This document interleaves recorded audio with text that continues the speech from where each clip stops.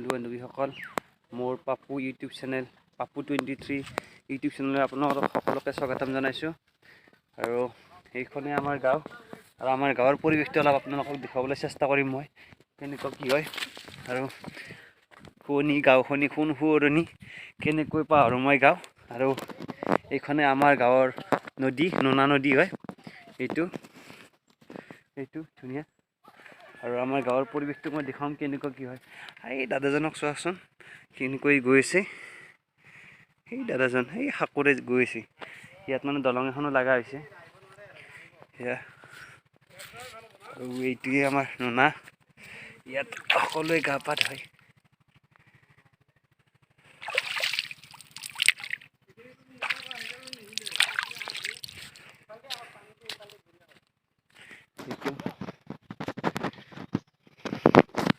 সকলোকে নতুন বছৰৰ শুভেচ্ছা জনাইছোঁ।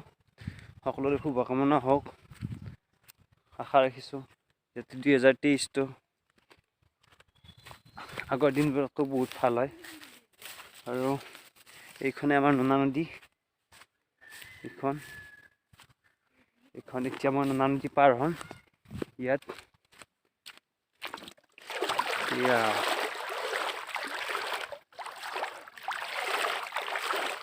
নোনা পাৰ হ'লোঁ।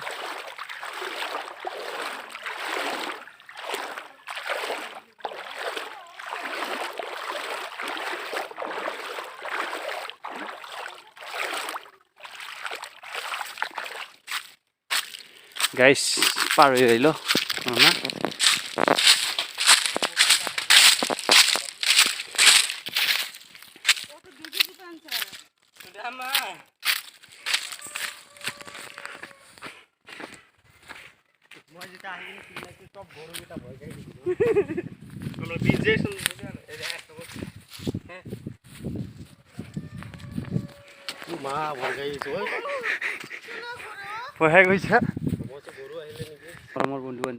আমাৰ গাঁৱৰ পৰিৱেশ ইমানে ধুনীয়া। এইফালে আমাৰ লগত এটা দাদা আহিছে দীপৰ বিলৰ গুৱাহাটী দীপৰ বিলৰ ওচৰত, আৰু এনেকুৱা পথাৰ গোটেই মানে বিহাৰ কৰিছে এইবিলাক। অলপ পাছত বগৰী খোৱা ভিডিঅ' হ'ব। ইয়াত বগৰী আছে। কেনেকুৱা লাগিছে আমাৰ ইয়াত ক'ব অলপ। আমি আহিছোঁ গুৱাহাটীৰ পৰা আহিছোঁ পিকনিক খাবলৈ, ইয়াতে মানে দীপৰ বিলৰ পৰা আহিছোঁ। কিন্তু ইমান সুন্দৰ জেগা ন, দেখি কি ক'ম আৰু, একদম চব নেচাৰ হয় মানে নেচাৰ দেখিব পাৰা, মানে ইমান ধুনীয়া খেতি ন, একদম মন খুচ হৈ গৈছে আৰু কি ক'ম আৰু, ক'ব লগা একো নাই আৰু, ইমান ধুনীয়া লাগিছে।